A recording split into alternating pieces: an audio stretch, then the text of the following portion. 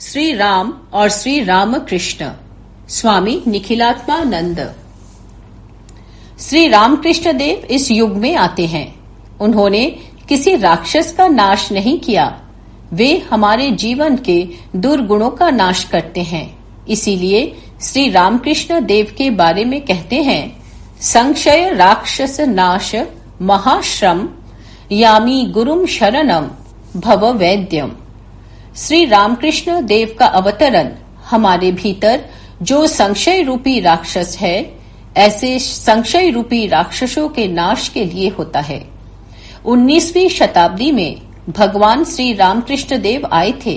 उस समय धर्म के क्षेत्र में, ईश्वर के क्षेत्र में केवल भारत में ही नहीं, सारे विश्व में, विशेषकर पाश्चात्य देशों में देखा जाता है कि संशय था।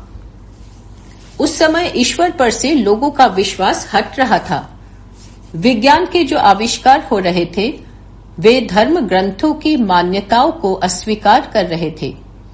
ईसाई धर्म ग्रंथ में लिखा था कि जो सूरज है वही पृथ्वी के चारों ओर परिक्रमा करता है, पर गैलीलियो जैसे वैज्ञानिक आकर कहते हैं कि नहीं, सूर्य पृथ्वी के चारों ओर परिक्रमा नहीं करता, यह पृथ्वी ही सूर्य के चारों ओर घूमती है।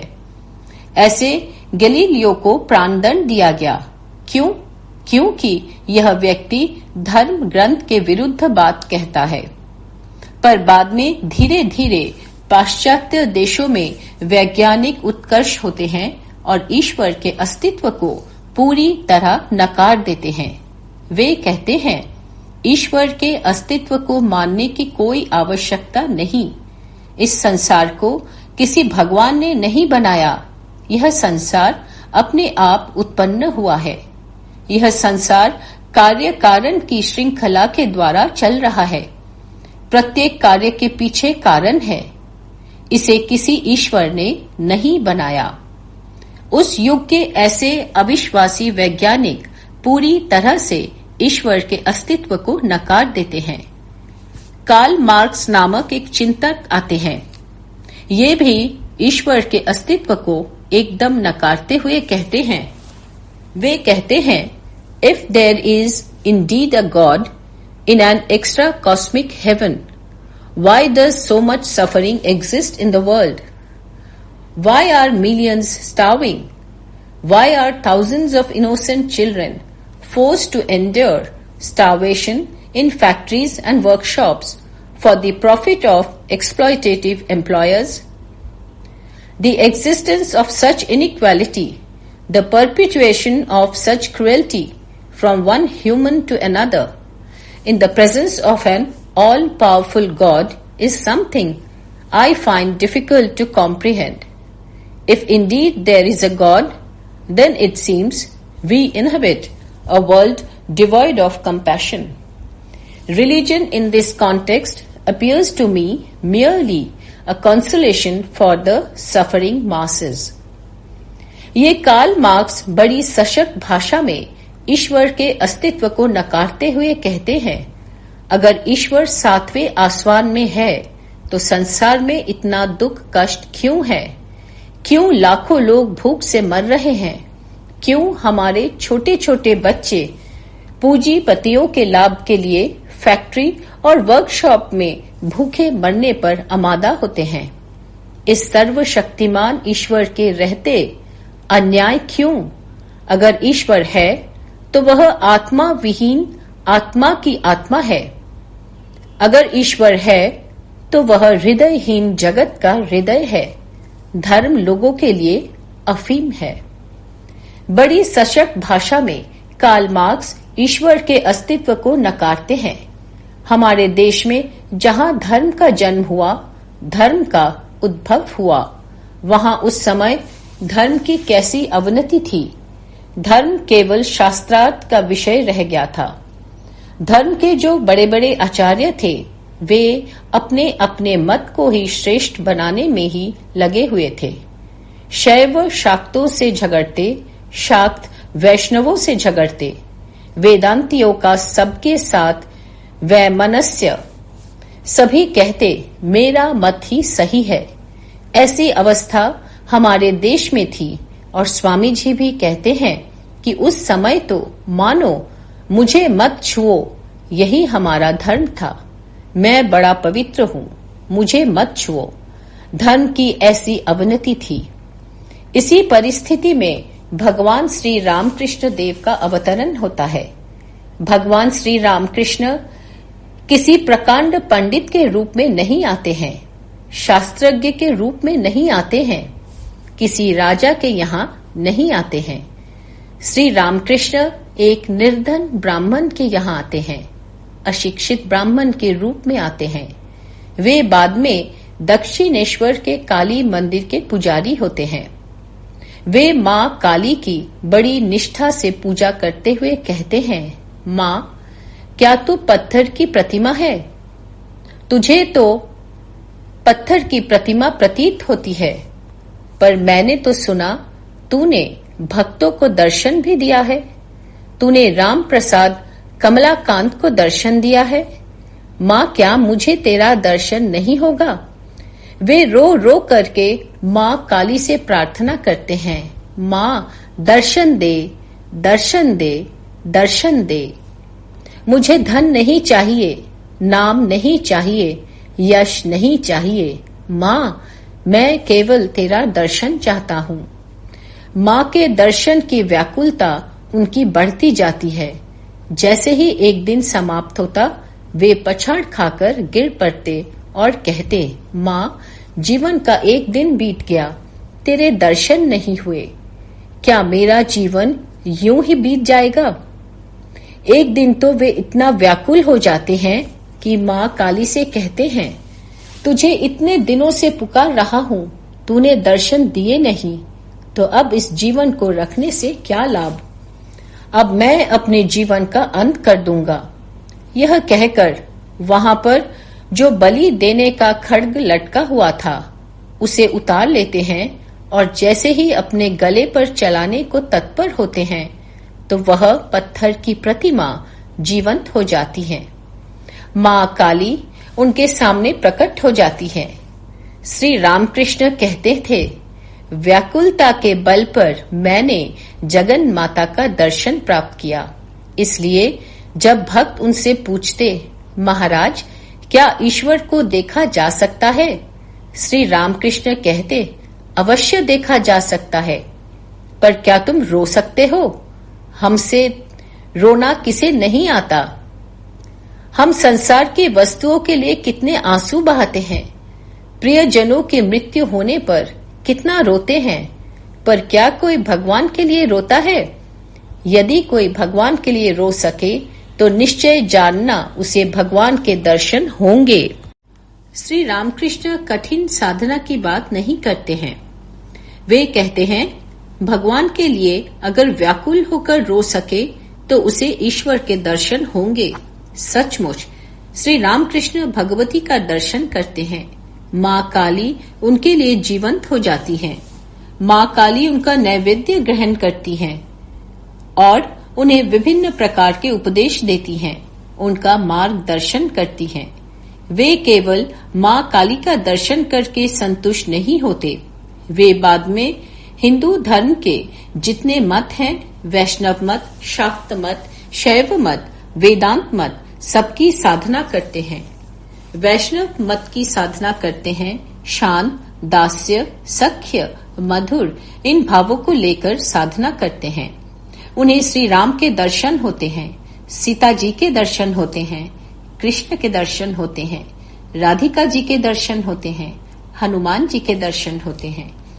तंत्र पद्धति से 64 तंत्रों की साधना करते हैं। वे कहते हैं, देवी के विभिन्न ऐसे रूपों के दर्शन होते हैं जिसका मैं वर्णन नहीं कर सकता। इस प्रकार वे उनका दर्शन प्राप्त करते हैं। अब उनके गुरु के रूप में तोतापुरी आते हैं। वे उनके सानिध्य में वेदांत की साधना कर 3 दिन में ही निर्विकल्प समाधि की उपलब्धि करते हैं, ब्रह्म का साक्षात्कार करते हैं। उनकी साधना केवल हिंदू धर्म तक ही सीमित नहीं रहती। वे इस्लाम की साधना कर मोहम्मद पैगंबर का दर्शन करते हैं। ईसाई धर्म की साधना कर ईसा मसीह का दर्शन प्राप्त करते हैं। इस प्रकार श्री रामकृष्ण का जीवन मानव धर्म की अद्भुत प्रयोगशाला बन जाता है। इसलिए श्री रामकृष्ण कहते हैं, अरे जितने मत हैं वे सब भगवान के पास जाने के लिए अलग अलग पथ हैं। इसीलिए धन को लेकर झगड़ा नहीं करना चाहिए। ये सब मानो उसी ईश्वर के पास जाने के अलग अलग मार्ग हैं। धर्म के संबंध में जो संशय था, श्री रामकृष्ण देव इस प्रकार उस संशय रूपी राक्षस का नाश करते हैं। एक बार श्री रामकृष्ण एक भक्ति यहाँ गए थे। उनका नाम था नंद बसु। नंद बसु ने कहा, महाराज, अगर भगवान दयालु हैं, सब पर कृपा करने वाले हैं, तो ऐसे भगवान ने किसी मनुष्य को सुखी, किसी को दुखी क्यों बनाया? कोई व्यक्ति जीवन से ही सब प्रकार की सुख सुविधा लेकर आता है और कोई व्यक्ति मानो जीवन भर कष्ट पाता है। ऐसे दयालु भगवान के राज्य में इतना अंधेरा क्यों? मानो वही बात जो कार्ल मार्क्स ने कही थी, यदि सर्वशक्तिमान ईश्वर है तो संसार में इतना दुख कष्ट क्यों है? श्री रामकृष्ण कहते हैं, अरे संसार में भगवान को छोड़कर और है ही क्या? मैं तो देखता हूँ ईश्वर ही सब कुछ है। जो दूसरे को सुख दे रहा है वह भी ईश्वर, जो दूसरे को दुख पहुंचा रहा है वह भी ईश्वर। अरे ईश्वर को छोड़कर तो मैं संसार में कुछ भी नहीं देखता हूँ। मैं तो देखता हूँ जो बकरा बलि के लिए जाया जा रहा है वह बकरा भी ईश्वर है। जो व्यक्ति उसकी बलि देगा वह भी ईश्वर है। जिस लकड़ी से उसे बांधकर काटा जाएगा वह भी ईश्वर है। जिस तलवार से उसे काटा जाएगा वह भी ईश्वर है। अरे ईश्वर छोड़ करके मैं तो कुछ देखता ही नहीं। ईश्वर को छोड़कर संसार में है ही क्या? ऐसे श्री रामकृष्ण सारे संसार को ईश्वरमय देखते हैं। कैसी अद्भुत अनुभूति है। एक बार श्री रामकृष्ण गंगा के किनारे खड़े थे। उन्होंने देखा कि दो मल्लाहों में झगड़ा हो रहा है। तभी एक मल्लाह ने दूसरे के पीठ पर जोरों से तमाचा मारा। उधर दूर में खड़े हुए श्री रामकृष्ण जोरों से कराह उठे। वे जोरों से चिल्ला उठे। उनका भांजा हृदय उनकी आवाज सुनकर पहुंचा। उसने श्री रामकृष्ण की पीठ पर पंजे का निशान देखा। हृदय पूछता है, मामा तुमको किसने मारा? अभी बताओ, उसका सिर काट दूंगा। श्री रामकृष्ण कहते हैं, अरे हृदय, किसी ने मुझे मारा नहीं। एक मल्लाह ने दूसरे की पीठ पर तमाचा मारा। मुझे लगा कि वह तमाचा मुझे लगा। इस प्रकार श्री रामकृष्ण देव दूसरे का कष्ट अपने जीवन में अनुभव करते थे। वे एक दिन खड़े हैं अपने कमरे के सामने। धूप से भरा मैदान है। हरी भरी घास बिछी हुई है। एक व्यक्ति घास पर से चलता हुआ चला गया। श्री रामकृष्ण को लगा मानो कोई उनकी छाती पर से चला गया। उनकी छाती आरक्त हो गई थी। चिल्ला पड़े श्री रामकृष्ण। उनका मन धूप के साथ तादात्म्य स्थापित कर लेता है। ऐसे श्री रामकृष्ण इस युग में आते हैं। ईश्वर के साथ उनका अद्भुत तादात्म्य। वे कहते हैं, ईश्वर को छोड़कर मैं अन्य कुछ देखता ही नहीं। ईश्वर ही मानो कण कण में विराजमान है, प्रत्येक वस्तु में विराजमान है। उधर श्री राम आते हैं। कैसे रावण कुंभकर्ण का वे नाश करते हैं। ये रावण कुंभकर्ण कौन है? कहते हैं, मोह दशमौली तद्भ्रात अहंकार पाका रिजित काम विश्राम हारी। मोह दशमौली अर्थात हमारे जीवन में जो मोह की वृत्ति है वही है दशमुख रावण है। हमारे जीवन में जो अहंकार की वृत्ति है वही है उसका भाई कुंभकर्ण। अर्थात हमारे जीवन के जितने विकार हैं वही मानो इस रावण कुंभकर्ण की राक्षस सेना है। ये रावण कुंभकर्ण कौन थे? ये थे भगवान विष्णु के द्वारपाल जय और विजय। इनके अंदर बड़ा अहंकार हो गया था कि हम भगवान के द्वारपाल हैं। एक बार सनकादि मुनि आए। अहंकार में चूर्ण जय और विजय ने सनकादि मुनियों को भगवान विष्णु के पास जाने नहीं दिया। सनकादि मुनि क्रोध में आकर श्राप देते हैं, तुम लोग 3 युगों तक राक्षस कुल में जन्म ग्रहण करोगे। हम देखते हैं कि जय विजय सतयुग में हिरण्यकश्यपु और हिरण्याक्ष के रूप में आते हैं, त्रेता युग में रावण और कुंभकर्ण के रूप में आते हैं और द्वापर में शिशुपाल और दंतवक्र के रूप में आते हैं। एक महात्मा से यह कथा सुनकर भक्त ने कहा, महाराज, हमारा ये कलियुग सबसे अच्छा है। ये रावण कुंभकर्ण 3 युगों में समाप्त हो गए, हमारे इस कलियुग में नहीं आए। हमारे लिए तो बड़े आनंद की बात है। महात्मा जी ने कहा, ऐसी बात नहीं है।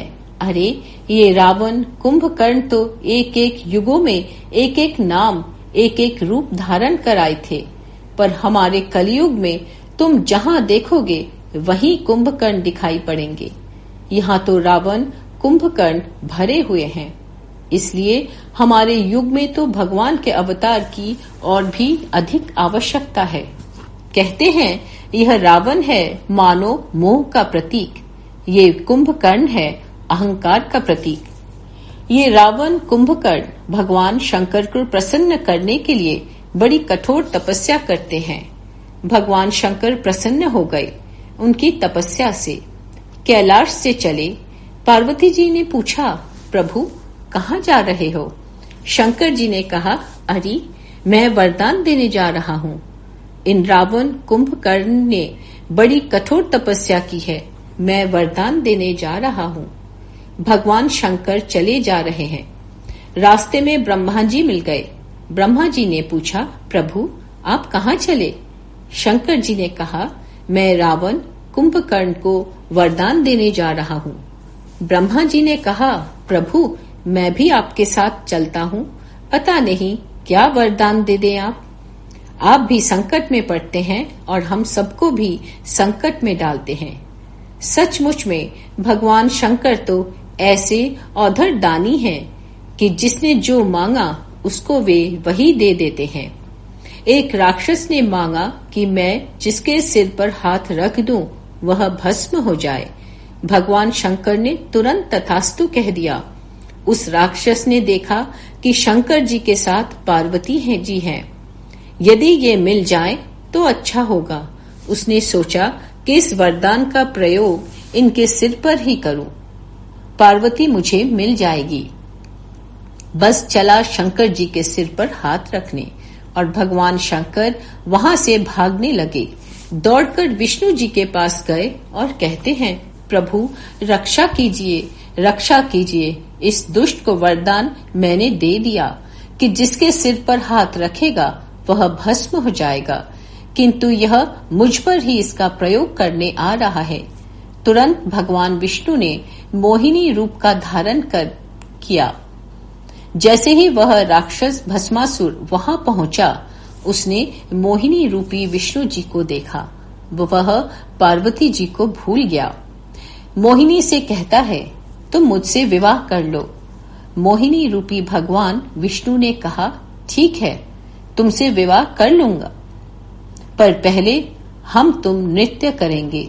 जैसे मैं नाचूं ठीक तुम्हें वैसा ही नाचना होगा। यदि तुम उसमें सफल हो गए तो तुमसे विवाह करेंगे।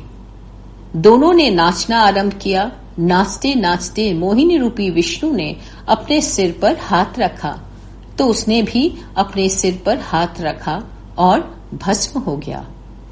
इसलिए ब्रह्मा जी कहते हैं, प्रभु मैं भी आपके साथ चलता हूँ। शंकर जी ने कहा, चलिए। दोनों पहले रावण के पास पहुंचे। भगवान शंकर कहते हैं, वत्स हम तुम्हारी तपस्या से प्रसन्न हैं। बोलो क्या वरदान चाहिए? रावण शंकर जी और ब्रह्मा जी को प्रणाम कर कहता है, प्रभु एक ही वरदान चाहिए और कुछ नहीं। क्या चाहिए? रावण कहता है, हम काहू के मरही न मारे। केवल एक ही वरदान दीजिए प्रभु कि हम किसी के मारने से न मरे। तुरंत ब्रह्मा जी ने कहा, नहीं, यह वरदान तुमको नहीं मिल सकता। संसार में जिसका भी जन्म हुआ है उसकी मृत्यु अवश्य होगी। तुमको ये वरदान नहीं मिल सकता। रावण ने ब्रह्मा जी की ओर देखा, फिर भगवान शंकर की ओर देखा। उसने गणित लगाया। ब्रह्मा जी के केवल 4 सिर हैं और शंकर के 5 सिर हैं। दोनों मिलकर 9 ही सिर हुए, पर मेरे तो 10 सिर हैं। बुद्धि में ये दोनों मिलकर भी मेरी बराबरी नहीं कर सकते।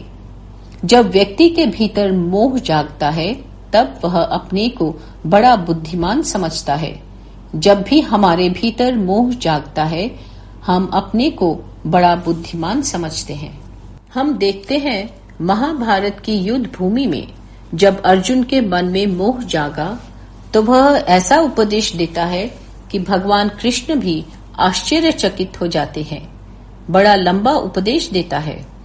अर्जुन भगवान कृष्ण से कहता है, कृष्ण, अगर ये युद्ध होगा तो क्या होगा जानते हैं? कुलक्षय प्रणश्यन्ति कुलधर्मा सनातना, धर्मे नष्टे कुलम कृत्सन्यम धर्मो भी भवत्युत। अधर्माभिव वात्कृष्ण प्रदुष्यन्ति कुलस्त्रियः, स्त्रीषु दुष्टासु वार्ष्णेय जायते वर्ण संकर। संकरो नरकाएव कुलघ्नानां कुलस्य च पतन्ति पितरो रोषाम लुप्त पिंडो दक्रियाः। दोषै रेतै कुलघ्नानां वर्ण संकर कारकै उत्साद्यन्ते जाति धर्मा कुल धर्माश्च शाश्वता। हे कृष्ण, हमारे सारे कुल का नाश हो जाएगा। कुल का नाश होने से कुल धर्म नष्ट हो जाएंगे। कुल धर्म नष्ट होने से धर्म का सर्वत्र नाश हो जाएगा। अधर्म के सर्वत्र फैल जाने के कारण हमारे कुल की स्त्रियां दूषित हो जाएंगी। ये स्त्रियां वर्ण शंकर को जन्म देगी और वर्ण शंकर हमारे पितरों को पतित कर देगा। अगर हमारे पितर पतित हो गए तो फिर बचेगा क्या? अहो बत महत पापम कर्तुम व्यवसिता वयम। ये युद्ध करके हम कितना बड़ा पाप करने जा रहे हैं। जब अर्जुन पर मोह सवार होता है तो ऐसा उपदेश देता है। रावण तो मोह का जीता जागता स्वरूप है। उसने देखा कि ब्रह्मा के 4 सिर हैं, शिव के 5 सिर हैं, पर मेरे तो 10 सिर हैं। बुद्धि में ये दोनों मेरी बराबरी नहीं कर सकते। इसलिए कहता है, अच्छा महाराज, मुझे ये वरदान नहीं दे सकते, पर ये तो दे सकते हैं। क्या? कहता है, हम काहू के मरहिम न मारे, वानर मनुज जाति द्वि बारे। अच्छा, ये वरदान तो दे सकते हैं कि मनुष्य जाति और वानर जाति इन दोनों को छोड़कर हम किसी के मारने से न मरे। उसने गणित लगाया। अरे, वानर का तो मैं कलेवा करता हूँ, मनुष्यों को तो मैं मार करके खाता हूँ। अगर ये वरदान मुझे मिल गया कि मनुष्य और वानर जाति इन 2 को छोड़कर किसी के मारने से न मरूं, तो मैं अमर हो जाऊंगा। भगवान शंकर ने ब्रह्मा जी की ओर देखा। क्या राय है आपकी? ब्रह्मा जी ने कहा, तथास्तु बोल दीजिए महाराज। भगवान ने तथास्तु कह दिया। अब रावण सोचता है, बस मैं अमर हो गया। ये मनुष्य और बंदर तो किसी स्थिति में मुझे मार नहीं सकते, और इन दोनों को छोड़कर मैं और किसी के मारने से नहीं मरूंगा। बस मैं अमर हो गया। जय श्री राम कृष्ण।